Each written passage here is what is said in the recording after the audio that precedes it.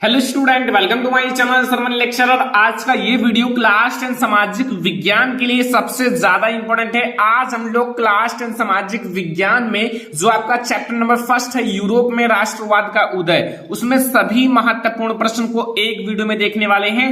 एक ही वीडियो में हम लोग इस चैप्टर के जितने भी बहुविकल्पीय प्रश्न हैं, अति लघुत्तरीय प्रश्न है, लघुत्तरीय प्रश्न और दीर्घोत्तरीय प्रश्न सब कुछ देखेंगे। तो इस वीडियो को आपको लास्ट तक देखना है, क्योंकि अगर आप ऐसे ही सारे चैप्टर को तैयार कर लोगे तो आप सामाजिक विज्ञान में 95% आसानी से ला सकते हो। ठीक है, तो अगर आप लोगों को ये वीडियो पसंद आए तो लाइक करना, शेयर करना अपने फ्रेंड्स के साथ, चैनल पर या तो सब्सक्राइब जरूर कर लेना। ठीक है, जैसा कि सबसे पहले हम लोग देखेंगे बहुविकल्पीय प्रश्नों को। जितने भी आपके इंपॉर्टेंट बहुविकल्पीय प्रश्न है अभी आप लोगों को इसी वीडियो में बता दूंगा। ठीक है, पहला प्रश्न आप लोग देखो, लिखा हुआ है राष्ट्रवाद का प्रारंभ जिस देश से हुआ है। जो राष्ट्रवाद है उसका प्रारंभ किस देश से हुआ है? आपके पास चार ऑप्शन है। का नंबर ऑप्शन है जर्मनी, खा है इटली, गा है फ्रांस एंड घा हमारे पास है इंग्लैंड। तो राष्ट्रवाद का प्रारंभ किस देश से हुआ है? ठीक है, ये क्वेश्चन आप लोगों को पता होगा क्योंकि इस क्वेश्चन को मैंने आप लोगों को पढ़ाया है। ठीक है, तो इस क्वेश्चन का सही आंसर होगा फ्रांस से। तो राष्ट्रवाद का प्रारंभ किस देश से हुआ है? फ्रांस से। याद रखना, बहुत ही ज्यादा इंपॉर्टेंट क्वेश्चन है और आपको ये सारा क्वेश्चन जरूर याद रखना है। ठीक है, अगला देखो हमारा क्वेश्चन नंबर 2 है कि जर्मनी का एकीकरण का श्रेय इनमें से किसे दिया जाता है?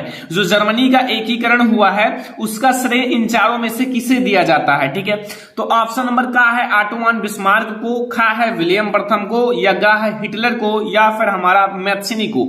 तो जर्मनी का एकीकरण का श्रेय इन चारों में से किसे दिया जाता है? तो जर्मनी का एकीकरण का श्रेय हम लोग बिस्मार्क को देते हैं या फिर ऑटोमान बिस्मार्क को देते हैं। याद रखना, मोस्ट इंपोर्टेंट क्वेश्चन है। जितना क्वेश्चन बता रहे हैं उन सारे क्वेश्चन को आप याद रखना। ठीक है, अगला क्वेश्चन है यंग इटली सोसाइटी का संस्थापक कौन था? जो यंग इटली सोसाइटी है इसका संस्थापक कौन था ये आप लोगों को बताना है। तो यंग इटली सोसाइटी का संस्थापक कौन था? ऑप्शन नंबर का है गैरीबाल्डी, खा है बिस्मार्क, गा हमारे पास है काबूर एंड घा हमारे पास है मेंजनी। ठीक है, तो यंग इटली सोसाइटी का संस्थापक कौन था? इसका राइट आंसर क्या होगा? आई होप कि आप लोगों को पता होगा, क्योंकि अगर आप लोगों ने पहला चैप्टर पढ़ा है तो इन सारे क्वेश्चन का आंसर आप लोग बहुत ही आसानी से दे सकते हो। ठीक है, अगर नहीं पढ़ा है तो पढ़ लो, क्योंकि अब आप लोगों का बोर्ड एग्जाम ज्यादा से ज्यादा नजदीक आ रहा है। ठीक है, तो यंग इटली सोसाइटी का संस्थापक जो था वो मेंजनी था। कौन था? मेंजनी। ठीक है, याद रखना, सारे क्वेश्चन जितना बताया जा रहा है ये सारा क्वेश्चन आपको याद रखना है। ठीक है, ताकि आप लोग बोर्ड एग्जाम में ज्यादा से ज्यादा मार्क्स अचीव कर सको। ठीक है, तो ये हमारा है क्वेश्चन नंबर 4। जितने भी ऑब्जेक्टिव क्वेश्चन है पहले चैप्टर से, जितने भी इंपॉर्टेंट है वो बता दे रहे हैं। देखो क्वेश्चन नंबर 4 आप लोग तैयार कर लेना कि इटली का एकीकरण किसके नेतृत्व में किया गया है? जो इटली का एकीकरण है उसका नेतृत्व इन चारों में से किसे दिया जाता है? ठीक है, ऑप्शन नंबर का हमारे पास ज्यूसेppe गैरीबाल्डी, खा है ऑटोमान बिस्मार्क, गा है नेपोलियन एंड घा हमारे पास है विलियम प्रथम। तो जो हमारा इटली का एकीकरण है किसके नेतृत्व में किया गया? इसका आंसर आप लोगों को पता होगा क्योंकि बहुत ज्यादा इंपॉर्टेंट है इटली का एकीकरण। ठीक है, तो इटली का एकीकरण का गैरीबाल्डी को दिया जाता है, जिसका पूरा नाम है ज्यूसेppe गैरीबाल्डी। क्या है? ज्यूसेppe गैरीबाल्डी। ठीक है, तो इसको भी आप तैयार कर लोगे, कोई दिक्कत नहीं होगा। हमारा आपका क्वेश्चन नंबर 5 है कि फ्रांस की क्रांति हुई। जो फ्रांस की क्रांति कब हुई है? आप लोगों को पता होगा, फ्रांस की क्रांति की बात की जा रही है। तो फ्रांस की क्रांति का नंबर ऑप्शन है 1788 ईस्वी, खा है 1789 ईस्वी, गा है 1790 ईस्वी, या घा हमारे पास है 1787 ईस्वी। तो फ्रांस की क्रांति कब हुई है सभी को पता होगा, सभी स्टूडेंट को पता होगा, इंपॉर्टेंट टॉपिक है। तो वो हमारा है 1789 ईस्वी में। ठीक है, तो पहले चैप्टर में आप लोगों को ये 5 ऑब्जेक्टिव क्वेश्चन तैयार कर लेना है। अगर आप हर एक चैप्टर से 5-5 ऑब्जेक्टिव क्वेश्चन तैयार करोगे तो ऐसे आपके लगभग 100 से ऊपर ऑब्जेक्टिव क्वेश्चन हो जाएंगे। ठीक है, तो आप लोग ये जो मैंने आप लोगों को बहुविकल्पीय प्रश्न बताया है इसको कंप्लीट कर देना, याद कर लेना। इस 5 से बाहर आपके बोर्ड एग्जाम में पहले चैप्टर से कुछ नहीं आएगा। ठीक है, तो ये हमारा सबसे पहले बहुविकल्पीय प्रश्न है जो मैंने आप लोगों को बता दिया और आई होप कि आप लोगों को याद भी हो गया होगा। अगर ना याद हुआ हो तो इसको एक बार नोट कर लो और आप लोग बार बार रिवीजन करो ताकि आप लोगों को याद रहे। ठीक है, तो अब हम लोग देखेंगे यूरोप में राष्ट्रवाद का जितने भी इंपॉर्टेंट अति लघुत्तरीय प्रश्न हैं उन क्वेश्चंस को। तो यहां अब आप लोग देखो अति लघुत्तरीय प्रश्न अब हमारा आ चुका है, अति लघुत्तरीय प्रश्न। ठीक है, अति लघुत्तरीय प्रश्न में पहला हमारा प्रश्न है, पहला नंबर प्रश्न है कि किस प्रसिद्ध फ्रांसीसी चित्रकार ने 4 चित्रों की श्रृंखला बनाई। देखो वे कौन से प्रसिद्ध फ्रांसीसी चित्रकार हैं जिन्होंने 4 चित्रों की श्रृंखला बनाई। वो कहाँ के थे? फ्रांसीसी चित्रकार थे। ठीक है, जिन्होंने 4 चित्रों की श्रृंखला बनाई है। ठीक है, तो उनका नाम क्या है वो आप लोगों को बताना है। तो इसका राइट आंसर क्या होगा? इसका राइट आंसर होगा फ्रेडरिक सारियू ने। कौन? फ्रेडरिक सारियू ने। और कब बनाया था? 1848 ईस्वी में। याद रखना 1848 ईस्वी में फ्रेडरिक सारियू ने 4 चित्रों की श्रृंखला बनाई। अगर आपसे कोई पूछे फ्रेडरिक सारियू कहां का था, कहां का चित्रकार था, तो बता देना फ्रांसीसी चित्रकार था। ठीक है, बस ये हमारा एक क्वेश्चन हो गया और इंपॉर्टेंट है सारा क्वेश्चन। ठीक है, ये आपके लिए बहुत ही ज्यादा इंपॉर्टेंट है, मतलब सारा क्वेश्चन जो मैं बता रहा हूं वो BIMP है, मतलब मोस्ट इंपॉर्टेंट है, वही क्वेश्चन मैं आप लोगों को बता रहा हूं ताकि आप इसको याद करके बोर्ड एग्जाम में अच्छे से अच्छे मार्क्स ला सको। ठीक है, लिखा हुआ है जर्मनी के एकीकरण में सबसे महत्वपूर्ण योगदान किसका था। जो जर्मनी का एकीकरण हुआ था उसमें सबसे महत्वपूर्ण योगदान किसका था, और जर्मन राष्ट्र का प्रथम सम्राट कौन घोषित किया गया, और जो जर्मन राष्ट्र का प्रथम सम्राट है वो कौन घोषित किया गया। तो देखो जर्मनी के एकीकरण में जो ऑटो वन बिस्मार्क हैं, कौन? ऑटो वन बिस्मार्क का सबसे महत्वपूर्ण योगदान था। ठीक है, ऑटो वन बिस्मार्क का सबसे महत्वपूर्ण योगदान था, याद रखना। और प्रसा के राजा, जो प्रसा के राजा हैं विलियम प्रथम, क्या नाम है उनका? विलियम प्रथम को जर्मन राष्ट्र का प्रथम सम्राट घोषित किया गया। ठीक है, तो अब आप लोग इसको एक बार रिवीजन कर लो, एक बार पढ़ लो। लिखा हुआ है जर्मनी के एकीकरण का जो मतलब है, जो एकीकरण में ऑटो वन बिस्मार्क का सबसे महत्वपूर्ण योगदान था। किसका था? ऑटो वन बिस्मार्क का सबसे महत्वपूर्ण योगदान था। एंड जो प्रसा के राजा थे कौन? विलियम प्रथम, याद रखना नाम, विलियम प्रथम को जर्मन राष्ट्र का प्रथम सम्राट घोषित किया गया। ऑप्शन में पूछ लेता है कि विलियम प्रथम जो मतलब जर्मन राष्ट्र का प्रथम सम्राट कौन घोषित किया गया, तो विलियम प्रथम याद रखना। और आपसे सबसे महत्वपूर्ण योगदान किसका था, तो ऑटो वन बिस्मार्क का था। ठीक है, अगला है जर्मन जो राष्ट्र का रूपक क्या था। जो जर्मन राष्ट्र है उसका रूपक क्या था और वह किस बात का प्रतीक था, मतलब जो जर्मन राष्ट्र का रूपक था वो क्या था और वो किस बात का प्रतीक था, ये भी आपसे पूछ रहा है। ठीक है, जो जर्मेनिया जो है जर्मन राष्ट्र की रूपक थी। जो जर्मेनिया है, याद रखना ये हमारा जर्मेनिया है, जर्मेनिया जो है वो जर्मन राष्ट्र की रूपक थी। एंड यहां चूज, ठीक है, यहां हमारा अभिव्यक्तियों में जर्मेनिया जो है वलूत वृक्ष के पत्तों का मुकुट पहनती थी। किसके? वलूत वृक्ष के पत्तों का मुकुट पहनती थी। ठीक है, ये याद रखना, ज्यादा इंपॉर्टेंट है ये सारी चीजें। एंड क्योंकि जर्मन जो है वलूत वीरता का प्रतीक है, मतलब वलूत वृक्ष को वीरता का प्रतीक मानते हैं। ठीक है, इसीलिए ये इनकी मुकुट पहनती थी। बस इतना याद रखना, जो जर्मेनिया है वो जर्मन राष्ट्र की रूपक है, वो किस बात का प्रतीक थी, तो ये मैंने आप लोगों को बता दिया। ठीक है, एंड ये भी क्वेश्चन आपका कंप्लीट हो गया, कोई दिक्कत नहीं होगा, बहुत ज्यादा आसान है। ठीक है, तो ये क्वेश्चन आप लोगों का कंप्लीट हो गया। ठीक है, जर्मेनिया जो है जर्मन राष्ट्र की रूपक है। ठीक है, एंड यहां चतुर्थ अभिव्यक्तियों में जर्मेनिया जो है वलूत वृक्ष के पत्तों का मुकुट पहनती थी, क्योंकि जर्मन जो है वलूत वीरता का प्रतीक है, वलूत वीरता का प्रतीक है। अगला हमारा है निरंकुशवाद से क्या तात्पर्य है। जो निरंकुशवाद है उससे आप क्या समझते हो, उसका अर्थ बताना है। ठीक है, तो एक ऐसी सरकार या शासन व्यवस्था, एक ऐसी सरकार या शासन व्यवस्था जिनका सत्ता पर किसी प्रकार का कोई अंकुश नहीं होता, मतलब जो सत्ता होता है उस पर कोई अंकुश नहीं होता कि मतलब इनके द्वारा छीन लिया जाएगा, ये जीत जाएंगे। ठीक है, ये कोई अंकुश नहीं होता। और ऐसी सरकार जनता के अनुकूल कार्य नहीं करती, मतलब ये ऐसी सरकार होती है जो जनता के अनुकूल, जैसा जनता चाहे वैसा कार्य नहीं करती हैं, ये निरंकुशवाद होती हैं। और ये अत्यंत सैन्य बल पर आधारित और दमनकारी सरकारें होती हैं, मतलब ये अत्यंत सैन्य बल पर आधारित होती हैं। ये खुद को राजा समझते हैं और जनता का कोई देखभाल नहीं करते, तो इनको हम लोग कहते हैं निरंकुशवाद। तो एक बार फिर से समझ लो, एक ऐसी सरकार या शासन व्यवस्था जिनका सत्ता पर किसी प्रकार का कोई अंकुश नहीं होता और ऐसी सरकार जनता के अनुकूल कार्य नहीं करती, ये अत्यंत सैन्य बल पर आधारित और दमनकारी सरकारें होती हैं। तो ये 4 आप लोग बहुविकल्पीय, आप लोगों को 5 बता दिया। अब ये 4 आप लोग अति लघुत्तरीय, ठीक है, अति लघुत्तरीय कंप्लीट कर लेना, जो कि मैंने आप लोगों को यहां हेडिंग डाल दिया है। अति लघुत्तरीय आप लोग ये जो मैंने बता दिया इसको कंप्लीट कर लेना। ठीक है, इतना अगर आप कंप्लीट कर लेते हो तो इससे बाहर आपके पहले चैप्टर से कुछ भी अति लघु उत्तरीय प्रश्न नहीं आएगा। तो यहां से आपका अति लघु उत्तरीय प्रश्न भी कंप्लीट हो गया, बहुविकल्पीय प्रश्न भी। अब हमारा स्टार्ट होता है लघु उत्तरीय प्रश्न, ठीक है। तो लघु उत्तरीय प्रश्न आप लोग एक एक क्वेश्चन को समझ लो। सबसे पहले हम लोग समझेंगे लघु उत्तरीय प्रश्न में पहला क्वेश्चन, ठीक है। लिखा हुआ है कि 1848 की उदारवादी क्रांति का क्या तात्पर्य है या क्या परिणाम हुआ। जो 1848 की उदारवादी क्रांति का मतलब क्या परिणाम निकला, क्या परिणाम हुआ, ठीक है। तो यहां एक एक पॉइंट को समझना, मैंने बहुत अच्छे से लिखा है। देखो, रूढ़िवादी शक्तियां हैं कब 1848 में उदारवादी आंदोलन को दबा पाने में कामयाब हुई। जो रूढ़िवादी शक्तियां हैं वो 1848 की बात है में उदारवादी, जो उदारवादी थे, अच्छे लोग थे, उनके आंदोलन को दबा पाने में कामयाब हुई, किंतु वो पुरानी व्यवस्था बहाल नहीं कर पाई। मतलब भले ही ये इनकी मतलब शासन व्यवस्था को दबा दिए, ठीक है, सब कुछ आंदोलन को दबा दिए, लेकिन ये पुरानी व्यवस्था को बहाल नहीं कर पाए, मतलब पुरानी व्यवस्था को चेंज नहीं कर पाए, ठीक है।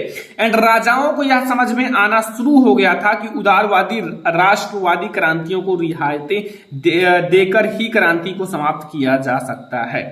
मतलब वहां के जो राजा थे, राजा को यह समझ में आना शुरू हो गया था कि उदारवादी राष्ट्रवादी क्रांतिकारियों को रियायतें देकर ही क्रांति को समाप्त किया जा सकता है। अतः 1848 के मध्य वर्षों में, ठीक है, के वर्षों में मध्य और पूर्वी यूरोप की निरंकुश राजशाहियों ने उन परिवर्तनों को प्रारंभ किया जो पश्चिमी यूरोप में 1815 से पहले हो चुकी थी, मतलब जो 1815 से पहले हो चुकी थी। और इस प्रकार हैबसबर्ग अधिकार वाले क्षेत्रों और रूस से भूदासत्व और बंधुआ, ठीक है, मजदूरी कर ली गई। हैबसबर्ग शासनों ने जो हंगरी है, ठीक है, हंगरी के लोगों को ज्यादा आपका स्वामित्व प्रदान किया, हालांकि इससे निरंकुशवाद मैंगैरो ने प्रभुत्ता का रास्ता ही साफ हो गया। जो निरंकुशवाद होता है ना, उसका रास्ता साफ हो गया इस क्रांति के द्वारा, ठीक है। जो 1848 की उदारवादी क्रांति का क्या तात्पर्य हुआ, तो इसके से जो निरंकुशवाद का एक शब्द है वो समाप्त हो गया था,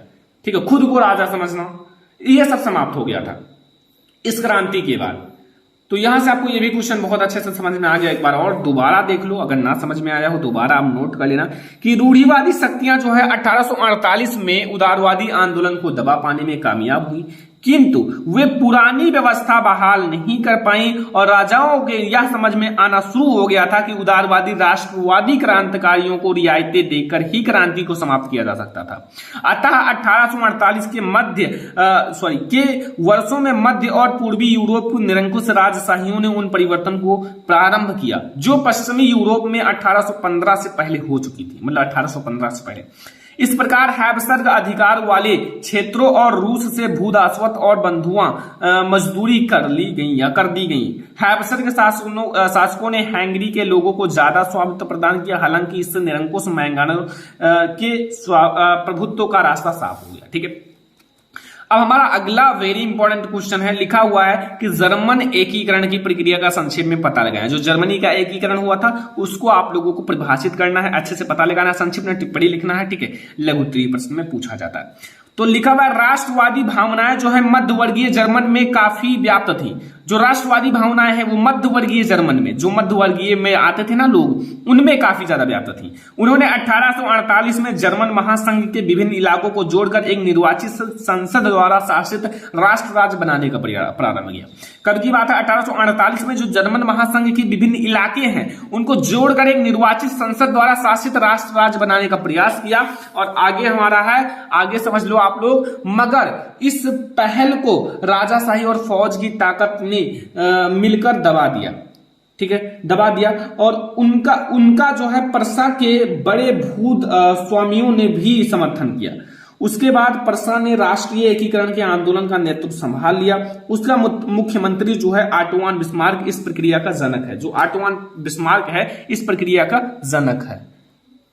अब आप लोग देखो, इस प्रक्रिया का जनक है, थोड़ा सा हमें और लिखना है, जो कि मैं आप लोगों को आपके साथ लिखकर समझा देता हूं। जिसने तो वो अकेले तो लड़ाई लड़ा नहीं जा सकता। जिसने प्रसा की सेना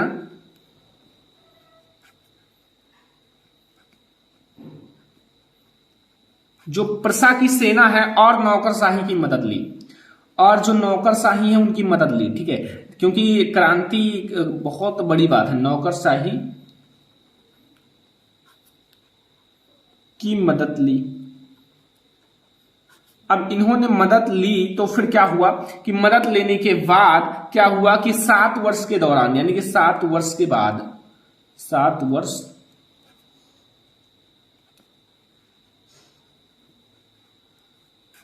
वर्ष के दौरान क्या हुआ,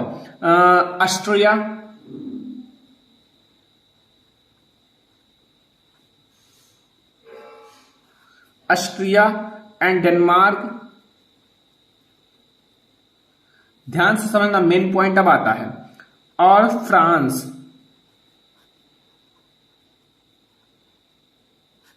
फ्रांस, ठीक है, फ्रांस से जो 3 युद्ध हुए, ठीक है, तीनों युद्धों में प्रशा की जीत हुई, तीनों युद्धों में प्रशा की जीत हुई।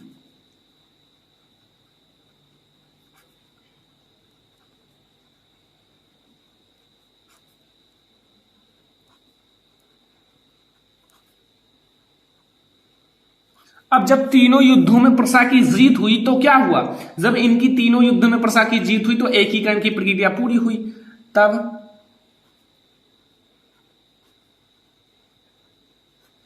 एकीकरण की, पूरा नोट कर लेना है, जर्मनी का एकीकरण है, ठीक है, प्रक्रिया पूरी हुई। अब तब जब जर्मनी के एकीकरण की प्रक्रिया पूरी हुई तो अब मतलब सन भी मैं आपको बता देता हूं कि मतलब जनवरी 1871 की बात है। 1871 में वारसाय में हुए, जो मतलब 1871 में हुई जर्मनी का एकीकरण, ठीक है, मतलब हुए वारसाय में हुए एक जो हमारा मतलब समारोह में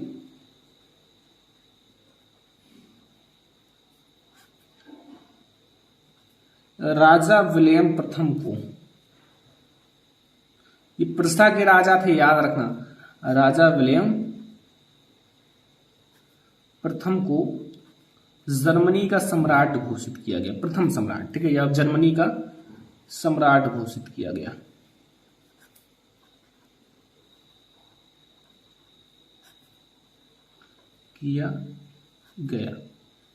अब ये एकीकरण की प्रक्रिया इतने में पूरी हो गई थी 1871 में, ठीक है, बस इतना आप लोगों को याद रखना है। इसके बाद आप लोग इतना और याद रखना है, ठीक है, बस हमारा जर्मनी का एकीकरण पूरा हो जाएगा, बस इतना आपका जर्मनी का एकीकरण है। अब हमारा लॉन्ग क्वेश्चन आता है। लॉन्ग क्वेश्चन के लिए थोड़ा सा मैं आप लोगों को बता देता हूं कि दीर्घ उत्तरीय प्रश्न, आपको इस चैप्टर से 2 दीर्घ उत्तरीय प्रश्न तैयार करना है। पहला, 1789 की फ्रांसीसी क्रांति का कारण, जो कारण है उसको बताना है और प्रभाव का वर्णन करो। जो 1789 में फ्रांसीसी क्रांति हुई उसका कारण और प्रभाव का वर्णन करो। और दूसरा, इटली के एकीकरण की प्रक्रिया का वर्णन करो। जो इटली के एकीकरण की प्रक्रिया हुई है उसका वर्णन करना है, ठीक है। देखो, मैं आप लोगों को ये दीर्घोत्तरीय प्रश्न बता दिया हूं, अगर याद कर लोगे तो अच्छी बात है, नहीं याद कर पाओगे तो आप लोगों के लिए एक ही वीडियो में मैं सारे दीर्घोत्तरीय प्रश्न कंप्लीट करा दूंगा, ठीक है। आप लोग इसको नोट कर लेना, इसको मैं आप लोगों को एक ही वीडियो में 2 से 3 चैप्टर को लेकर और अच्छे से पूरा दीर्घोत्तरीय प्रश्न कंप्लीट करा दूंगा, तो आप लोग चिंता मत करो। इस वीडियो में मैंने आप लोगों को पहले चैप्टर में जितने भी आपकी बहुविकल्पीय, अतिलघुत्तरीय, लघुत्तरीय, दीर्घोत्तरीय सारे प्रश्न को मैंने कंप्लीट करा दिया। आई होप कि आपको ये वीडियो बहुत ही ज्यादा पसंद आया होगा। अगर ऐसे ही आपको चैप्टर 2 का वीडियो चाहिए तो कमेंट कर देना, मैं आप लोगों को चैप्टर 2 का भी वीडियो प्रोवाइड करूंगा। तो इस वीडियो को ज्यादा से ज्यादा लाइक करना, शेयर करना, बड़े फ्रेंड्स के साथ, चैनल पर नहीं हो तो सब्सक्राइब करना। चलो फिर मिलता है नेक्स्ट इंपोर्टेंट वीडियो में, तब तक के लिए धन्यवाद।